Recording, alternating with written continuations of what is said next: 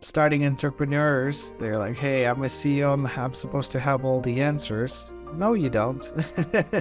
No. It's okay to ask for help. And actually, that's one of the form of authentic leadership too, is to be vulnerable and being honest. Like, hey guys, I don't know, but I'm sure we're going to find the answer. How about we try this? Yeah. And that's important because if you're not humble enough to identify that you don't know the answer, you will never find it. Because if you don't acknowledge you have a problem, how can you fix it?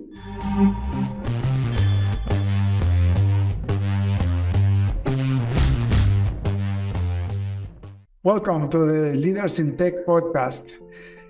We make sure we interview amazing technology leaders in this venue to really get the world to know what it takes to build amazing software technologies and hardware implementation technologies too.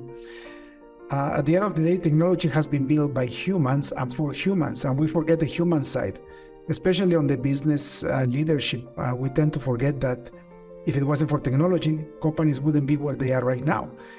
The great advancement in human race has been a big part because of technology. Now, to do that, we need great leaders. And that's why I decided to build this podcast, and that's why it's becoming so popular on the internet. And we have a beautiful example with us.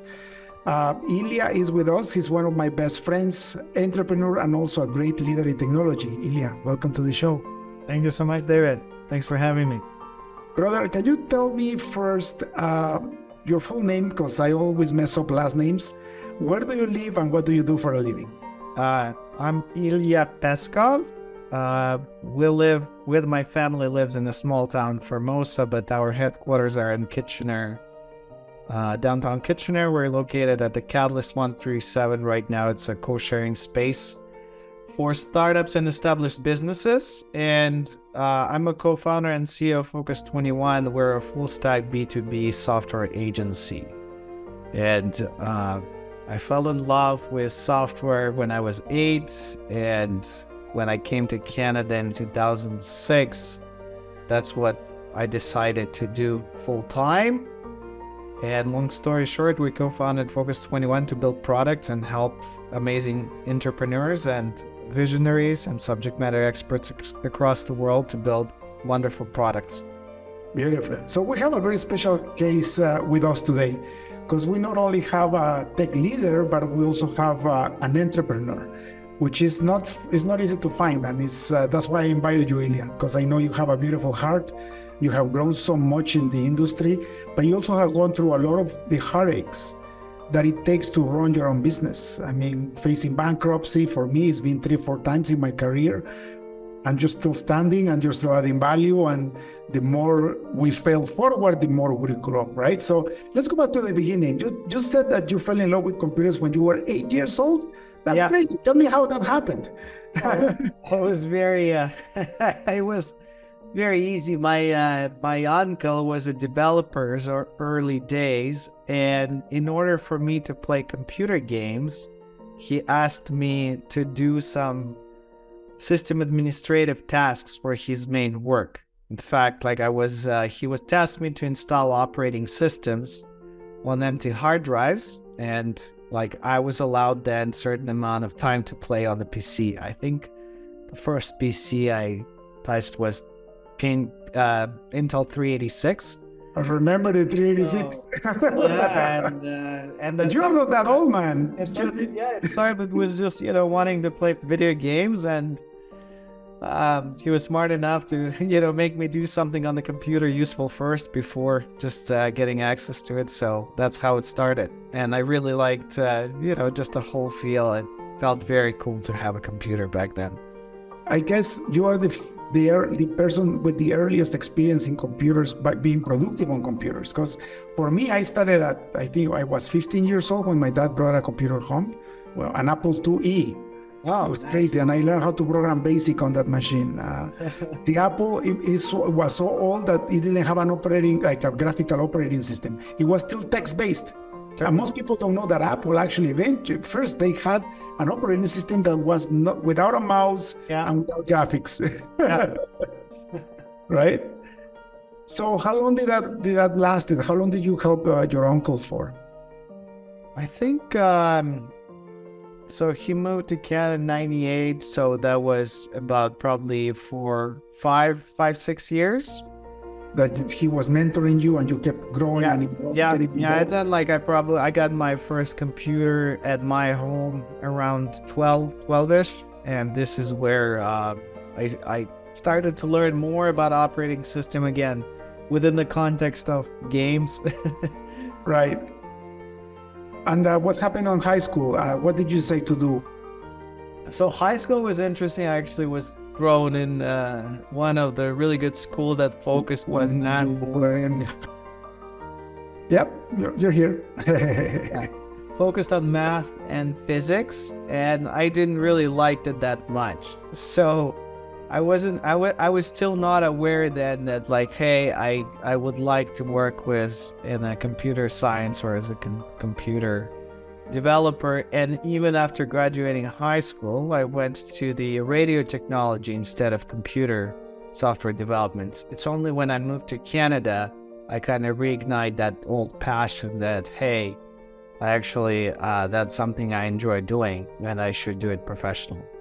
So did you go to school for computer science in Canada then? Yeah, I went to software engineering technology program in Conestoga College in Kitchener. That's wonderful. And so when did you write your first software, like your first software that somebody else used? Somebody else used? That was in co-op. It was my first co-op. After 2 years of school, I joined a local startup in Guelph, and we were writing outbreak management system for a state of Missouri and state of Kansas. Outbreak, like you mean for disease control? Systems. So yeah, I believe states were supplying data, and we were visualizing that data to doctors to see is it really an outbreak going on, or it's a normal threshold of cases. It was all about visualizing cases in a very different way that their current systems were doing. That is amazing. Now, did you so you were an employee then, or were you already partnering to build a company? No, I was a co-op. I was just You were a co-op student. Yeah. What happened after you graduated? Sorry? What happened after you graduated? So after I graduated, I continued to work there. So I joined there full-time as a full-stack developer, but quickly started climbing up the ladder. And I think in like first 6 months, hired my classmates and started growing that business because I think my employer back in the day saw potential in me. I was taking all the tasks with a very positive mentality, right? Like if we don't know, we're going to figure it out. Something doesn't work, like it's gotta we can like there's no magic in software, right? Like you just dig deeper and you get answers because it's and and that mentality, the resourceful mentality, is what brings people from good to great, right? I know so many employees that they just want to do their bare minimum in order for not to get fired. People like you and I, we take something and we take pride on figuring it out and do it more efficiently and try to save money and also add more value to whatever it is that we're doing, right? Yeah, I remember like with my managers, it was like to illustrate this particular mentality example, it was Google Maps was just starting out. It was 2008, 2009, right? Like it was, I think version 2 API, or I might be wrong, but it was a project in .NET when we had to visualize, I think, thousands of markers on the map. And we were using somebody third-party add-on that was like essentially turning C# code into JavaScript into the map. And things were like super slow. Like it was unusable for the user. And the CEO that time is like, hey, this is unusable. What can we do? And their answer was like, well, this is the plugin that we have. There is nothing we can do. But I started using that, hey, let's go to the basic fundamentals. Like all that tool does from C# converts to JavaScript code, and then the JavaScript code run. And I started learning more on Google Maps and learned like, hey, you don't really need this conversion. Google Maps has JavaScript API. And there is techniques. If you go native to their API implementation, you can do these kind of tasks. and display thousands and thousands of markers like no problem on these machines. That's wonderful. And they just stopped there, and I didn't know what I was doing. I didn't know like much. Like I just intuitively felt like, hey, if you keep digging deeper, you will find your answers. And I think that's because of your upbringing, right? Because if you were installing operating systems at the age of 8, you kind of knew that there is always an underlying technology that has the basic foundations that you can always tap into, right? Yes. That's fantastic. How long did it take for you to start becoming a leader of your team? Oh, so yeah, once I graduated, I think within the first 6 or 8 months, I kind of was promoted to the team lead position. And so right after the school, probably about a year, and I started managing. I thought I was managing. I was getting my hands wet with leading in teams and aligning the vision. It was an interesting experience. How that transition happened? And I ask this because one of the hardest things for a software developer, especially if you're a good software developer, is to start achieving through others, right? When you're pretty good at what you do, you don't want to let go. Like for me, it took forever to finally let go and realize that I need to hire better developers than I was. How was that transition? What was in your mind, and how do you overcome that? Yeah, well, I think first of all, I was given opportunity to help with first few hires, and I pretty much hired a good quality classmates that I knew already were good developers, and some were better than me. And another transition was, I think intuitively, since my childhood, I was good at organizing people, just doing something, being kind of diplomat of the group, to really know their personalities as well as what's motivates them and like helping them align on the bigger goal. Because when you're building a product, it's really about alignment, right? What have we built this product for? Which problem we're solving, or what kind of users experiencing this product, right? And how do we make those interactions better? So it was very different from just purely writing code, right? This to aligning team and help each other to overcome obstacles. But yeah, and I think since then I'm still learning.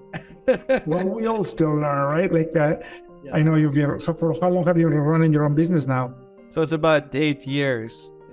Yeah, and it's always different. Every client is different, and being in the leadership position is what makes you stay in business and stay as a leader, right? Yeah. What has been the biggest problem as a leader in technology that you had to overcome, and how did you come out of it? Well, there were I think the biggest type of challenges for me when I simply just didn't know I'm okay taking action. I just don't know what to do. I call it, I'm consciously incompetent. There's some situation, could be with a client or some technical issue. It all depends on the context. But what I quickly learned, how to overcome this type of so the most difficult issues is that I just simply don't have the background or knowledge yet how to solve them. So those are difficult for me. I don't mind trying, but if I try a few times and not getting the outcome I want.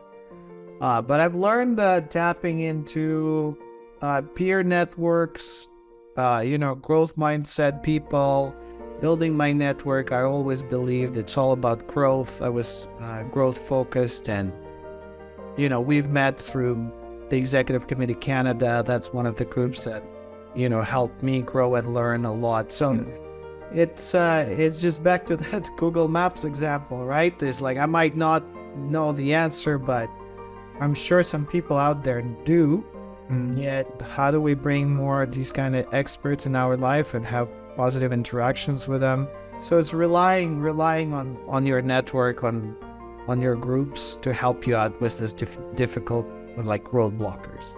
That's such a good point. I mean, for me, if I didn't have any mentors, I wouldn't be here. And that's where you look and for the audience, right? For people that want to aspire to become a senior technology leader like Ilya, You have to look for peers and also for mentors outside of your organization, especially if the organization doesn't have the capacity to provide those to you. And even if there's a larger business, we know, with thousands of employees, it's good to go out and learn more outside. Like the first organization that I joined was Society for Information Management, and they specialized in training leaders in technology. So I was a glorified software architect trying to play the role of a leader, and I didn't know what I was doing. And this association, they take care of people like me, and they make them CTOs, CEOs, CIOs, you know. Yeah. Through, you know, I did a whole year of leadership course with them. It was like a postgraduate degree, and it was beautiful. But it's exactly what you said, right? When you don't know what you don't know, go outside of your comfort zone and meet people that have done what you have done, and then you can cut your path in half, right? Yeah, absolutely. Great point. And that's probably was one of the difficult things for me to switch this to, like, oh, that's okay being CEO and ask for help. That's totally okay. Yeah. I think most of the startups and starting entrepreneurs, they're like, hey, I'm a CEO, I'm supposed to have all the answers. No, you don't. No. It's okay to ask for help. And actually, that's one of the form of authentic leadership too, is to be vulnerable and being honest. Like, hey guys, I don't know, but I'm sure we're going to find the answer. How about we try this? Yeah. And that's important, because if you're not humble enough to identify that you don't know the answer, you will never find it. Because if you don't acknowledge you have a problem, how can you fix it? Yeah. Right? And that's one of the points that I want to bring up. Ilya is a classic example of how to be a progressive, humble, professional leader in technology. And congratulations on that, Ilya. How did you become an entrepreneur? How did that happen from being a leader into entrepreneurship? I call myself entrepreneur by accident. We had after graduation, I joined a very similar organization that essentially building web platforms from 0 to 1, architecting them, designing them, shipping them production, supporting them. And one time it's just that they big contract didn't come through and they had to lay us all off. Just there was not enough money to pay us. And my boss at the time said, hey, I have, would you be interested in starting something together? I know this thing doesn't work out, but we've worked together for 6 or 7 years at that point. And he was the one that he always saw probably my attitude and aptitude towards the problems, how I solve them, how I go around that. So he offered it, and I'm like, wow, that's exciting. I didn't see that coming at all. And was the same mentality of like, hey, I immigrated to Canada. I've learned how to become a full stack developer. I learned how to be a team lead, etc. I'm like, I'm probably gonna learn how to be an entrepreneur. Yeah, I'm in for the journey. So it was a very quick decision. It really excited me and was very also lots of fear of unknown. And I learned, like, if I fear something, I must do it. Yeah, and you know what? It's not the same thing managing P&Ls for a department that managing P&Ls for entire business, right? Yes. Because when you become the entrepreneur, if you don't make enough money, you don't have enough for payroll, and that's tough, right? It's all on you. It's all on you, right? Yes. It's a medium business, right? And you're co-founder. Yeah. At the end, you're responsible for everything. For your firm, do you specialize in any industry? We've done a lot of work in healthcare, but don't really specialize in industry, because what we try in our ideal client is we're trying to find people who are experts in their field. It's usually some traditional businesses that they've been in their field for many, many decades, and they've learned about technology, and they see particular problem within their business, and they're looking for technological partners to help to build their idea from 0 to 1, right? Like to complete product. And this is where just hiring developer is not going to cut it, right? Because building a product is a variety of different skill sets these days. You need designers, you need DevOps engineer, you need testers, you need this whole, process of building something from nothing. So this is where we fit in and help them identify what kind of team, what kind of skill set they need, and help them to build a product. So really we rely on them. So we learn about their industry very, very quickly from them and offer a technological solution to solve the problem that they see. That's fantastic. And congratulations on that. Most businesses go out of business in 2 years, right? Yeah, it's true. Yeah, lots of time. We're 8 years out. Like as one of our advisors said, like we're not a startup, we're a stay up. That's beautiful. How has your personal life been affected by running your own business and still having to be a technology leader? Yeah, there was lots of lessons learned, lots of learning how it's important to manage time between business. It's like baby. It's like having another kid and your own family with real humans, right? So lots of lessons learned, how to replenish my own cup, how to replenish family cup, how to be more sustainable in other aspects of life.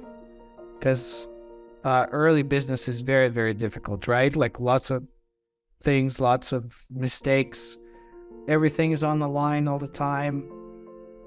So I've learned personally, again, through tech, through listening to the others, just building up this resilience towards an aptitude towards the challenges ahead, and making sure you also have time for yourself and for your family and for your friends. That's very important. I know. I almost lose my family because I was so caught up in the business and growing it as fast as possible that I stopped paying attention to my family, and I almost lost them. So what good is it to have a wonderful career in leadership and business and technology if you end up being alone, right? How did COVID have affected you? Because I remember that you guys used to be in a full floor on a high-rise building, and now you're not working the same way, right? What happened with it? First few weeks were interesting because it was calls after the call from the clients. It's like, oh, yeah, about this big project, we're not doing it. We need to preserve cash. Like call after call after call. And you're just telling us, like, it's okay. Everybody's in the same boat. We're going to figure it out.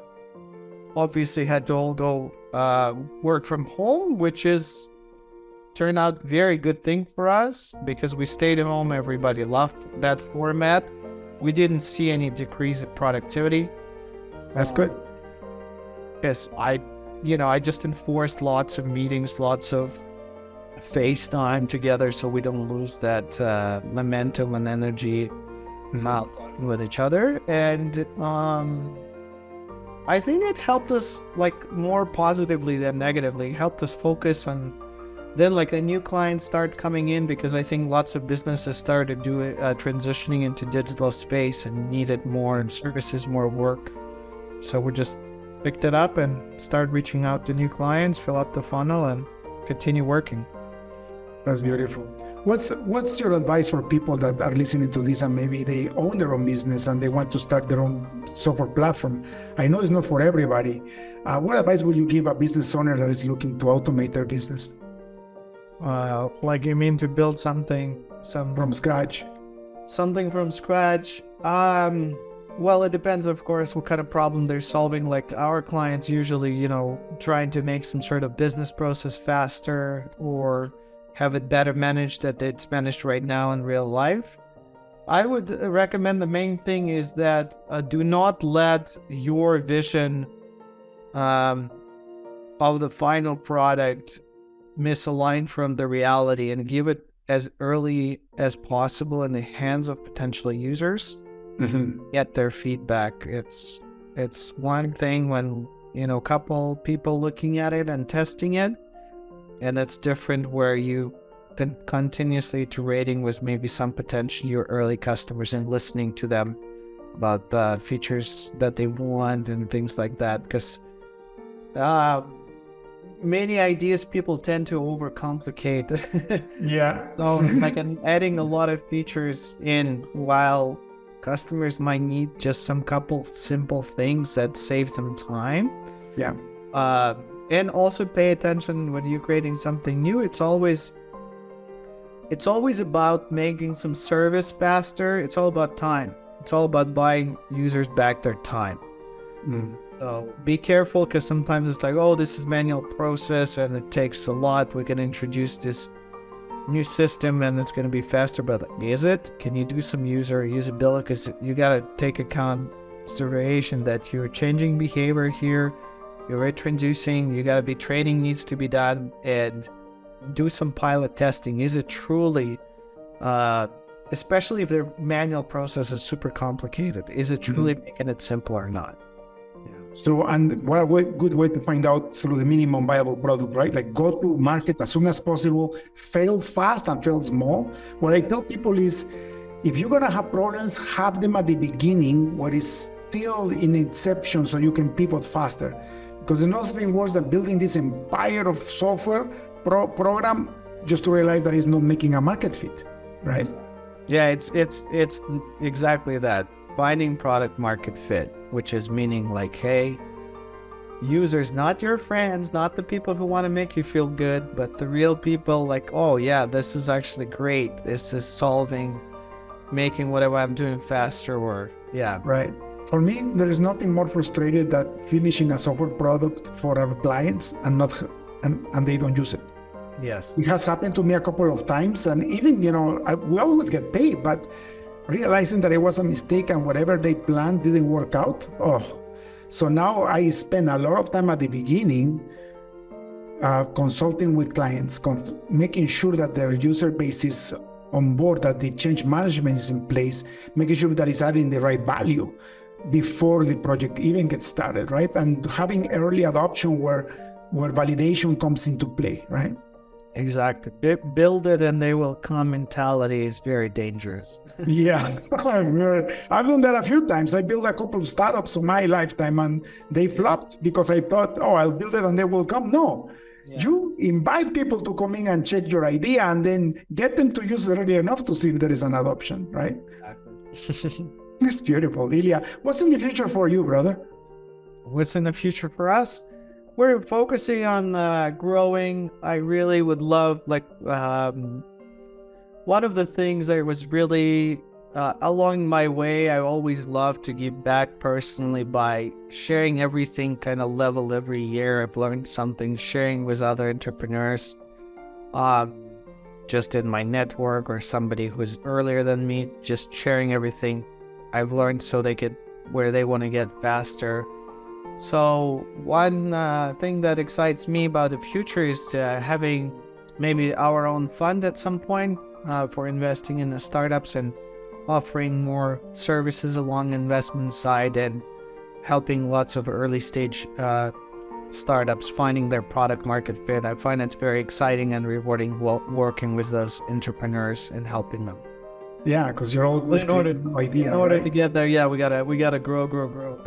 Yeah, of course. And this right now it might not be the right market conditions, though, right? Because the recession is upon us, and money is drying out. But I think it's beautiful because especially somebody like you with so much creativity and so much problem-solving skills, you bring companies like this, you put them in the right track, you avoid the problems that every classical startup has, then you can have thriving companies, grows very fast, right? Yeah. Ilya, brother, thank you so much for your time. I could be talking with you the whole day, but I want to respect your time. So one last question before we go. If you had access to a billboard in front of the busiest highway on earth, what would you write in it?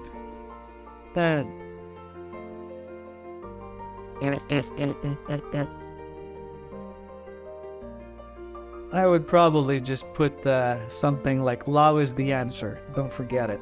Something along those lines. It's actually true, right? Stay human.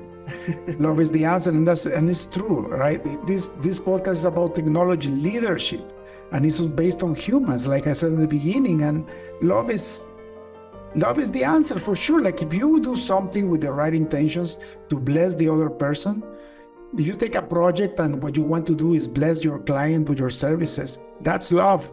And you know what? What you give, you receive. I've been 51 years in this world, and I have come to realize that if I give anger, I receive anger. If I give deceit, I receive deceit. But if I give love, I receive love. Thank you so much for that. Thank you, David. Brother, if people like to hire your services or work for you, where can they find you online? Focus21.io, it's our website. I'm pretty active on LinkedIn. Just add me to your Ilya Peskov. Very easy to find me and send me a note. Fantastic. Ilya, thank you so much for being in the show, and have a beautiful rest of the week. Thank you. You too, David. Bye. Cheers. Thank you for tuning in to the Leaders in Tech podcast. Check in next week to keep learning how to use technology and leadership to change the game. See you next time.